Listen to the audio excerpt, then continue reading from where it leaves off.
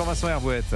Bonjour Dimitri, bonjour à tous. Vincent, vous revenez ce matin sur la visite des envoyés spéciaux de Donald Trump à Vladimir Poutine. Ouais, s'il n'y avait en fond de décor la boucherie ukrainienne, ces poilus qui forcent le respect, les civils qui n'en peuvent plus, on aurait envie de rire. Vous avez vu l'image, elle a fait le tour du monde, chaque détail compte et tout a été pensé.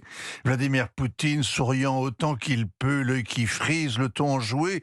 Il est tellement maquillé qu'il semble fleurer le formol, mais il est vif, détendu, aux petits soins pour ses hôtes américains, sans qu'ils rendent leur promenade sur la place rouge, comme s'il tenait l'office du tourisme et non pas le Kremlin qui terrorise. C'est Poutine, l'allié de Donald Trump, l'image de la détente, l'entente joviale. On vient de lui soumettre un plan de paix, lui savoure sa victoire, qu'il endosse le plan qui est le plan russe en 21 points dont on ignore comment il a été amendé, qu'il l'endosse ou qu'il le rejette, que le feu cesse ou qu'il redouble.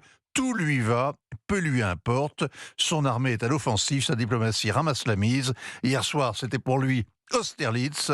Et Vladimir Poutine avait une belle tête de vainqueur. Mais avec de l'autre côté de la table la délégation américaine. Alors une table blanche laquée, mais pas une table large comme un terrain de boule, comme celle réservée à Emmanuel Macron. Une table pour une soirée en bonne compagnie. En face du Russe, Steve Witkoff est en pamoison. Il ne peut s'empêcher de sourire, fasciné. L'émissaire de Donald Trump sait sûrement négocier. Il a fait fortune dans l'immobilier.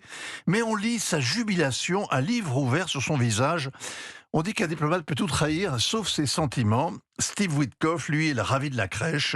Ce n'est pas une surprise. Son enthousiasme transparaissait déjà dans son coup de fil au négociateur russe qui a opportunément fuité la semaine dernière. Voilà. Et à côté, Jared Kushner, impassible. Alors lui non plus n'est pas diplomate, mais il garde le visage d'un joueur de poker. Il a toute la confiance de Donald Trump, son beau-père. À juste titre, pendant le premier mandat, il s'est aguerri, il a bouclé les accords d'Abraham, auxquels personne ne croyait. À Moscou, il veille au grain. Il faut que la guerre cesse pour que le business reprenne, l'accès à l'Arctique, aux terres rares, aux matières premières. Et ce sera toujours cela que les Chinois n'auront pas. Les discussions ont duré 5 heures. On ignore ce qu'avaient les Américains dans leur poche. On sait que les Russes ont refusé tout compromis sur les territoires occupés. Ils n'accepteraient aucune des garanties de sécurité que les Européens réclament pour l'Ukraine. Alors l'Europe n'a pas eu droit hier aux égards que le Kremlin réserve aux seuls Américains, Vincent. Au contraire, Vladimir Poutine hier, en jubilant, les a défiés.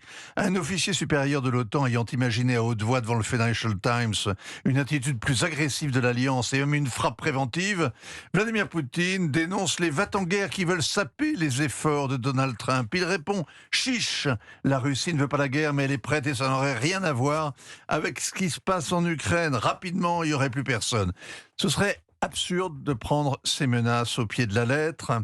La Russie fait les yeux doux à l'Amérique quand elle fait chanter l'Europe. Elle jubile. Ce matin, on dirait que l'Ukraine a perdu, que l'Europe est seule et que l'Occident a vécu. Ce serait peut-être bien vrai, tout ça, tout ce que venez de nous dire Vincent Hervouette. Merci beaucoup. Signature Europe 1, ainsi va le monde. 8h moins le quart.